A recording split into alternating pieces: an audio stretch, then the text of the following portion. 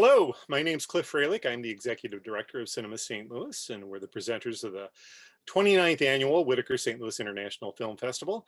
We're really happy to be joined by not one, not two, but six directors of the doc shorts that are in Doc Shorts Method M. And on top of that, we're also joined by Stacey Woelfel, who Stacey has also been very helpful to the festival. He works also in many of the similar capacities for True False in Columbia, a documentary fest. I highly recommend that when you're allowed to go to it. I doubt that you will be next year, but we'll see. Uh, Visit. It's just down the road a piece, and it's a tremendously worthwhile thing. But anyway, he helps screen documentaries for us. But he's in charge of let me get it totally correct, the Jonathan B. Murray Center for Documentary Journalism at the Missouri School of Journalism. I'm a proud master's grad of the J School program, so I congratulate everyone who's managed to successfully get their way through this. So let's start with you, Stacey. Please talk a little bit about what the purpose of the center is, how long it's been around, and what you hope to, set these young folk off to do in the future after having graduated. Absolutely. So the center started in 2015. We're actually the newest interest area, the newest center in the school. And the idea was we for a long time wanted to have a documentary program, but didn't have the facilities or the funding for it, frankly. And so students who wanted to do documentaries went through television or photojournalism or convergence somewhere in there. But we had an endowment from Jonathan Murray. People may know that name or may not, but he's the man behind a lot of reality TV you may watch, the Kardashian shows and Project Runway and The Real World starting decades ago. And so he's an alum of the school, gave us a $6.7 million endowment, and that started the program in 2015. And so it's for juniors and seniors or for graduate students. And the goal really is to teach them to make cinematic nonfiction, something that your festival would run, other festivals would run. It's different than the TV part of what we do. It's different than Convergence and other places like that. We've got to focus on filmmaking first, storytelling, and really engaging audiences. All right, great. Thanks for sort of setting the scene here. What we're going to do, since we have six directors, I want to do it in sort of round robin fashion, give each one their opportunity to talk about their film, the origins of it, their connections to the subject, why they chose this particular film, and also the approach that they decided to take. So they'll all have about 5 minutes or so to talk about their film, and then we'll wrap things up. I'm going to go in the order in which I have people on my screen. So let's start with Thomas Reckenberg, The Hat, which is also very timely because it references the MAGA hat. Yeah, that's exactly right. Thank you. Thanks for having us, Cliff, here. It means a lot for us as students or as former students that we just graduated, and kind of a tough time to, get our films out there for more people to watch them. So it means a lot to be a part of the St. Louis International Film Festival. But yeah, I'll talk a little about the origins of The Hat, which is the title of the film. Of course, it's about Donald Trump's Make America Great Again hats. I've always been fascinated with controversy, and especially how that ties to so many of the documentary films that we all know and we all love. And I wanted to take a stab at something that a lot of people told me was impossible to make a film about, because it's more about it's a theory, it's a concept more of the film like that. I would see it all over the news. People would be wearing the hat. They'd be assaulted for wearing the hat. There was so much controversy around the hat. Pop culture referenced it a lot. Kanye West he wore the hat. I'm a big Kanye fan, so I was very in tune with what was going on. Dave Chappelle referenced it in his stand-up special, Sticks and Stones. And as I was watching that, I was like, wow, I got to include that segment of that. Me and Stacey tried to work it out where we would include it. And now it's so cool that Dave is going to be doing a Q&A here at the festival. So that's really cool. Maybe he'll see it. Maybe he'll see the film. I don't know. But yeah. Anyway, yeah. So I went about the film trying to conceptualize this whole idea that the hat is, I believe, the most politically divisive symbol that America has ever seen, and maybe the world. I mean, there's one side of people who see the hat and they love it. They think it, it's patriotism, it's freedom. And then there's another side it's so opposite. It's ruining America and what it means and what it stands for. The whole goal with my film was to make it an unbiased approach, and that meant that I had to go all across the country and find people's opinions and find experts who knew what they were talking about. So I traveled to New York. I went to Washington, D.C., and I actually went to a rural town in Iowa. I went to the caucus to get people's opinions there. And it was a lot of fun creating the film because I got to work with my fellow students. It was difficult at times. Like I said, a lot of people, it's a very controversial issue. People didn't even really want to talk to me about, the hat because of the power and the controversy that it does have. But Stacey and Robert, our professors, they are incredibly helpful at the Missouri School of Journalism, the Jonathan B. Murray Center. We've been taught, the Missouri method, which is if you want to do something, you got to go out and you got to do it. And so we just, you got to keep working, you got to keep filming. It was tough, because the pandemic kind of started, like lockdown started. We weren't actually allowed to be in the edit room in our room. So we got to take the computers to our apartments and our homes. We got to edit. We got so much help from POV and the people over there. Jeff Reichert actually he helped me out on my film, went through it with me, which is just incredible because, as we know, American Factory won the Academy Award last year. So that was amazing. There was so much help. And in terms of just me creating my vision, I include a lot of pop culture. And like you said, I try to make it as relevant as I can, as entertaining as I can for people to watch. But I also want people to come away with, something that they maybe didn't consider before watching it. And so that's why I try to include all different types of opinions and views while, making it entertaining. So I include the Kanye music. I include, some cool shots that we get and everything. But the whole experience has been extremely humbling, learning how to create something. It's prepared me for, the real world where now I'm actually, I work at a real estate company that does like investing. And it's a very small company. And so I'm in charge of digital marketing and that, the video side and the journalistic side of documentary, which is a lot of writing and preparing and editing, has really prepared me for, the commercial side of video, which, we consume every single day. So along with Stacey and Robert, who helped produce it, I wrote, edited, directed, and shot the movie, which is also preparing me. I'm doing some side projects as well. Currently, I'm actually writing a scripted episodic series right now.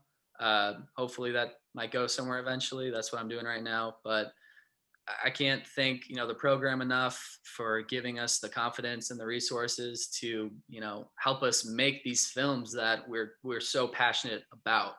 And I'm so humbled to be a part of this program and this festival. And I just hope, everyone can watch these films and they can enjoy them and we can all just get through this together and enjoy the art that we love making. Testify. All right, Thomas, you actually have, you've referenced also Robert, as in Robert Greene, a great documentarian who also teaches in the program. We've had Robert at the festival several times with his films. You have a sequel in the right in front of you, The Mask. Exactly. My mom has actually said, the hat, now you got the mask. That's a whole other thing. And she harps on me all the time, but she is right. There's another idea right there. Hey, let's move on now to Megan Liz Smith, who made Diary of a Teenage Zealot. And Megan, this one is a very personal film. So talk a little bit about that whole process. Yeah, so I don't know. I think this was just an idea I kind of always had. Like I wrote in my notebook when I was like 14 years old that I wanted to make a documentary about myself. And so it's just like, I think, well, a lot of people growing up right now, a lot of kids, like if you've seen the movie 8th Grade by Bo Burnham, like kids are just like filming themselves all the time now. And I don't know, it was just an idea I always had. And then when I was in college and I was like doing journalism as my major, and thinking a lot more formally about shooting video and everything. I don't know, I just still kept thinking about it. And I was also raised Pentecostal, and like dealing with religion and everything was tough still growing up. So I feel like that was a good way to process both those things at the same time through making a documentary about it. How is your family reacting? I feel like very positively. I think it was a good opportunity to talk about things openly. So it ended up being somewhat cathartic and established some lines of communication that maybe you didn't otherwise have? Yeah, I mean, absolutely. Like, I'm living at home right now. Like, like I'm living with my parents, and it's going like pretty well. So, you know, like that, like it wouldn't have worked out if we wouldn't have been able to like get through things and talk about it and like come to a positive place with everything, you know. Okay, well, great. Um, let's move on to another film that has very personal roots, Catherine Hoffman in 46 Years. Hi, yeah. So I've known I wanted to make this film since, I don't know, 2015-ish, when I was in high school. Growing up, I had always known that my grandfather was murdered, but my parents didn't tell me exactly why. But I was never really old enough to question it until I was in high school. Growing up, my parents had always told me, your grandfather was killed because he changed religions, and that made sense to me because I didn't really think deeply about it. And then as I got older, I was thinking, well, what do you mean? What exactly does that mean? And so it was actually in an American history class, I was learning about the Nation of Islam in the 1960s and the ties to the civil rights movement. And there were parts of it that sounded a lot like my own family history. And so I remember I learned about that in school. I went home to my parents that day and everything started to click. And I asked them, like, okay, what really, really happened? And that's when they started to really tell me the truth about what happened. And that's when I started to get really curious about unearthing the truth, because there were so many different versions floating around the family that it was really hard to figure it out. And so, yeah, at that exact same time in high school is when I started to get passionate about documentary and filmmaking. I'd kind of grown up around it. My parents were producers and editors, and so I'd always loved that atmosphere and the documentary atmosphere. And so things kind of converged right at the right time. The Murray Center was just starting, and I knew that's what I wanted to investigate. I'll tell you, you do not want to find out about your family history from Wikipedia. That is not the way that you want to find out that your grandfather was a murderer, but that's kind of how it happened. And so, yeah, it was a really difficult process, very emotional. I'd never processed my grandfather's murder before. So yeah, it was processing a lot of things emotionally and working through those really large life questions of like, what is my legacy? What's the legacy that's been left for me? How do I move forward? Those types of things. Yeah. And I had to be pretty heavily convinced to be in my own film. I really didn't want to fall into some millennial Gen Z trope of like, oh, I'm the most interesting subject that I could think of. Let me be the subject of my own film. But I think it kind of worked out. I mean, because there are highly personal films where, I mean, that just is the way to go. Like, I mean, Megan did such a beautiful job of that. And I hope that I came somewhere close to there. But I think it was a way for people to experience that journey that I was going on of finding out what my legacy means. To not include yourself in this particular case would have probably been a disastrous decision. There are times when filmmakers force themselves into a documentary when it's not required. But on the other hand, it's sometimes absolutely essential that you include yourself, and particularly when you're telling the story of this kind. Let me do a brief follow-up and ask the same question. Obviously, it's fraught, different stories. How has your family reacted at having seen the completed film? I think people reacted positively overall. My immediate family was really happy with it. It was honestly difficult to get it far past my immediate family because it is still such a touchy, painful subject, even almost 50 years later for people to try to think about. So honestly, I think for some people it was still too fresh and too painful for them to watch it and think about it, especially since Asim died so recently. It was actually, just days before I was going to ask him to be the subject of my film is when my great uncle Asim passed away. So it was still really fresh for a lot of people. So some didn't want to reopen that wound quite yet, but for those that watched it, it was a positive experience. Good. All right, let's move on to Daniel Christian with Natchez. Yeah, so I mean, I feel like this project has also in various ways been sort of kicking around my head for a long time. It's very personal in the sense that I'm from the South. I have a Southern family, and I've sort of, for a lot of my life, have just been surrounded by the myth of sort of the regal, genteel, gallant South, and that's something that I've wanted to unpack for a while. And so I was looking for a place where that sort of mythology, this Gone with the Wind romanticism, sort of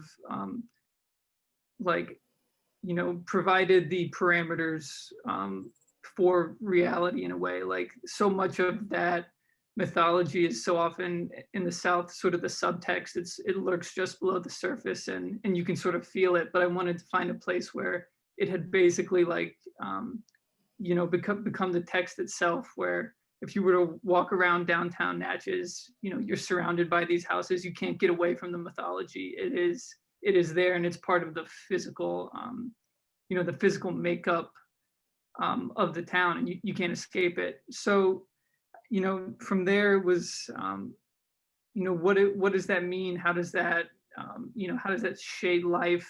If it does at all, what it looks like to accept or reject this sort of mythological paradigm that's all over, and while still all at the same time trying to capture the everyday and sort of hint at like the fullness of life, no matter what sort of overarching structure that you're living in. Curious, you're obviously offering an environmental portrait on at least partially here. Did you have any models that you looked at from a documentary point of view that you thought were particularly inspirational? As far as sort of, if you want to call it the mosaic construction of it, I think Les Blank has, he's one of my favorite filmmakers. He's a big influence, sort of also musicality that are in his films. That's, not just the music itself, but there's a musical rhythm to the editing and the pacing. I think the Ross brothers as well, for more recent filmmakers, just sort of, in terms of that, that sort of, I don't know what you call it, like zest for life, or trying to, find ways to sort of,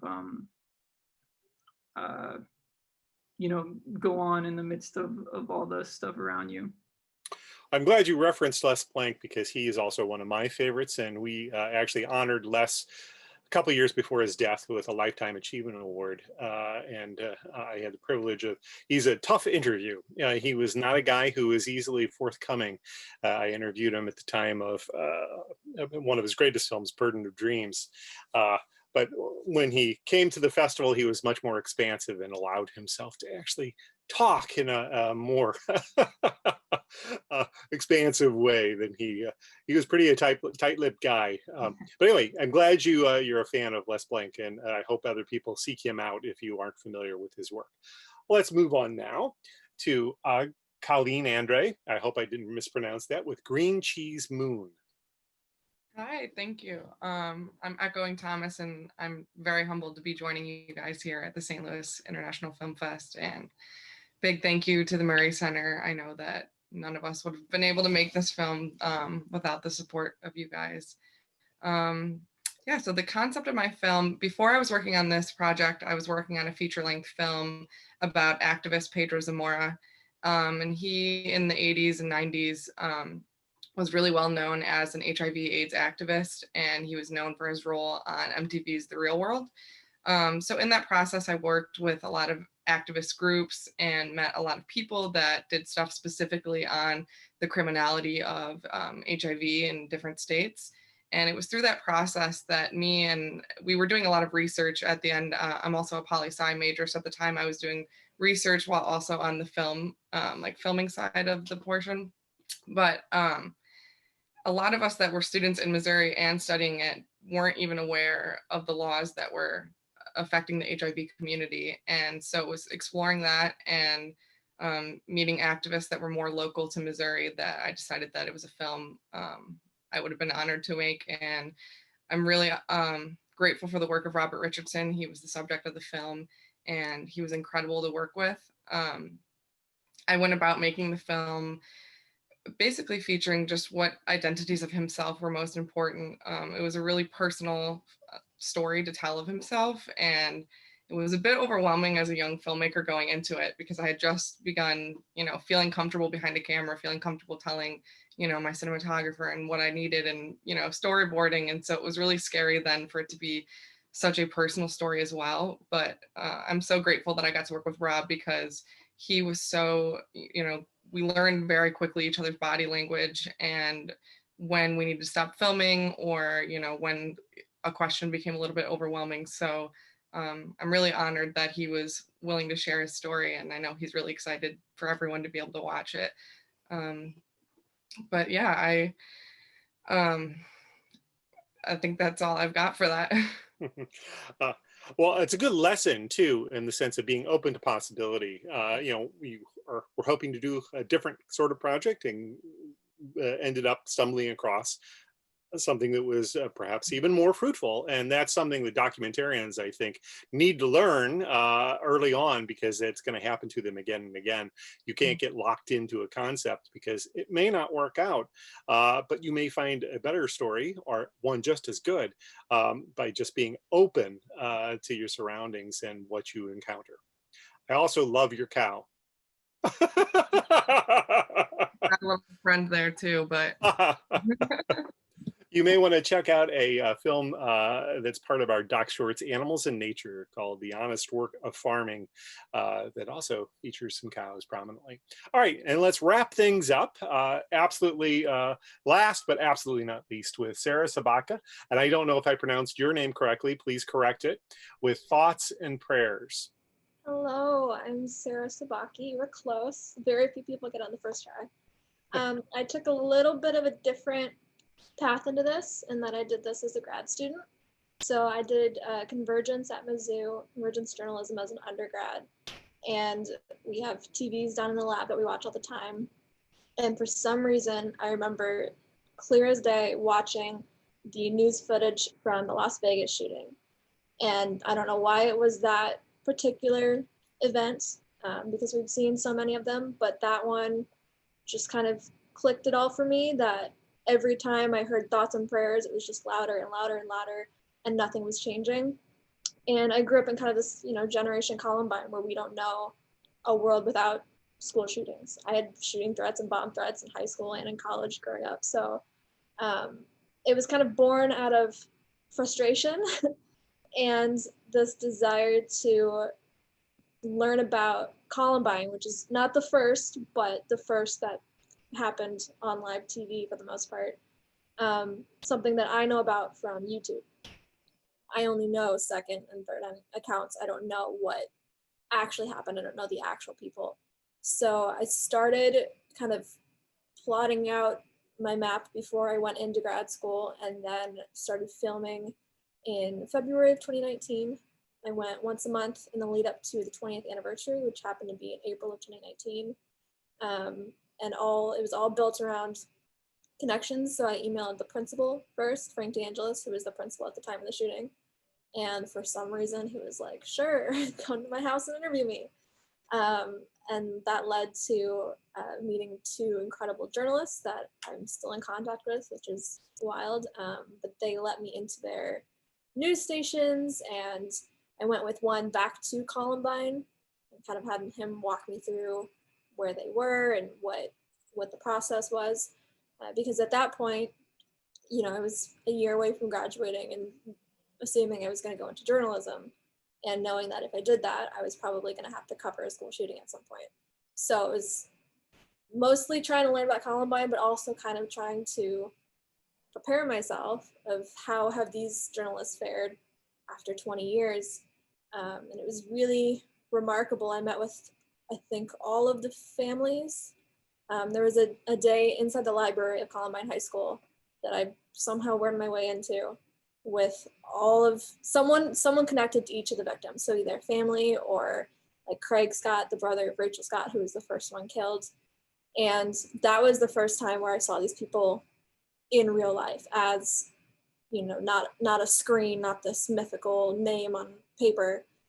That made it very real. And the entire process from starting to our festival at Mizzou in May was really a masterclass in trauma and resiliency. I saw it a lot from the Columbine community. They welcomed me more than I ever imagined, but you could tell that it was still fresh, but also they were all bonded by it, and they were all very hopeful and positive about it. And I also did my thesis on Parkland at the same time. So I was getting inundated with a lot of unfiltered images online, a lot of graphic things. And then, as we all know, this past spring, everything kind of hit the fan. My mentor and one of the producers on the film passed away from cancer in February. And then less than a month away from that, the world shut down. We had to edit on our laptops. So all the lessons from the actual production and that I learned from the subjects really came into play in wrapping it up and trying to make something that I was proud of and that I felt did it justice and wasn't just another, you know, tell me your trauma so I can publicize it kind of thing, because that's what I wanted to stay away from. Right. You want to obviously not be somebody like on the television news who confronts somebody whose family member has just been murdered and says, how do you feel? Right. So yes, entirely different kind of approach. Let's wrap this up by asking you, you have graduated, obviously, in a very traumatic time, one that's very challenging. Not only was it difficult to finish your films, but now you're going out into the world to try and find work in a time when it's not particularly easy. So I'm just curious as to where you all are right now in your lives as far as pursuing what you want to do and what you're doing currently. Why don't we just start with you, since you're still chatting? Me? Yeah. Here. I am in. Sorry. No, you're fine. I am in Columbia, Maryland right now. So I am an audiovisual production specialist at the U.S. Department of Defense, based at Fort Meade. Okay, well, great. At least you're gainfully employed. Good, excellent. And you do hope to continue to do personal work in documentary? I'm still doing films on the side. I'm still doing photography and everything, but I get to do films now for the military, which is two worlds that I never thought I'd be able to connect, and I love it so far. Okay, let's go in reverse order then. Colleen. Currently, right now, I am in Joliet, Illinois. I'm in my childhood bedroom, unfortunately, right now, so I'm still actively looking for work. There may be a chance that I'd be making a move to Colorado Springs in the near future. But yeah, an unfortunate time to graduate, and I'm still looking for work right now. Daniel.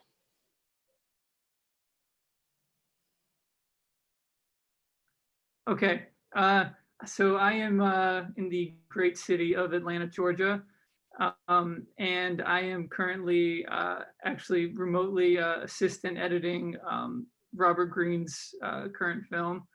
And I mean, I'm also, I also write freelance for Paste Magazine and Filmmaker Magazine about documentaries mostly. And I definitely want to keep making films. I got a few ideas that I'm hoping to get off the ground soon. Well, if you want to offer some of your writing work for free, we have a blog called The Lens. We always welcome people who are talented, so think about that. Next up, Catherine. I am in Kansas City. I'm working for Kansas City PBS. I'm a community reporter, so it's, you know, in between reporting and documentary filmmaking, but I'm always trying to kind of push the bounds on how long they'll let me take on video projects and how long they can be. But yeah, in Kansas City working for PBS. Great, congrats. Megan? I'm working as a school photographer right now, and figuring out what's next after that, applying for different jobs, and looking to buy a camera, hopefully. All right, and then finally, let's return to Thomas. Yeah, so I kind of mentioned it that, yeah, I'm working for like a small real estate investing company, and I do digital marketing there. And it's really enjoyable because I get to see the commercial aspect of video and how it brings in money and it brings in, clients and everything. The hours are really good for me so that I do get to work on projects. Like I mentioned, I'm working on a scripted series right now that I'm really excited about. And I love filmmaking. I love the universe where everyone collaborates together and we all get to combine our talents and everything. And so yeah, I would love to pursue this as a career and everything, and hopefully we can all work again together someday. Okay, well, great. And Stacey, let's finally circle back to you. Do you have any final parting words that you'd like to share with regard to the center and the work that you folks do? Just a couple of things. I'd say hats off to this crew and all of their classmates. We had 16 people graduating, 18 if we count our grad students here, who all finished their films in the midst of the pandemic that came upon us quickly. And as Thomas mentioned, they took editors home. They were working remotely, and we're used to a very hands-on structure where we can sit down in the room and watch the film with them. And Robert, who's an editor at heart, will sit down and take over the controls. And all of that was taken away from us, but they all finished on time, and we showed their films in an online festival back in the spring. So now we're working on the next graduating class. This was our 4th graduating class. The next one will be the 5th, and hopes that they can get out and shoot. It wasn't so much editing that's their problem, being able to be out and get their footage in the middle of a pandemic. But so far so good. I think it's working out. So hopefully we'll have another set of films for you to play in 2021. All right. I'll also comment on your background. A couple of my favorite films: Eraserhead, Blood Simple, The Third Man. I've got the Criterion channel, I think, up on the television. So yeah, I can see the C now. Mhm. Here, I thought you were. Yes, it's a television set. I didn't check Indeed. any of those. I thought you just had really wonderful taste, Stacey. All right, thanks all to everybody. I hope that you recommend your work to everybody. Have an opportunity to see it for free here at the festival. So good luck as you venture forth on your careers. I expect to see big things from all of you. Thank you very much. All right. Good night.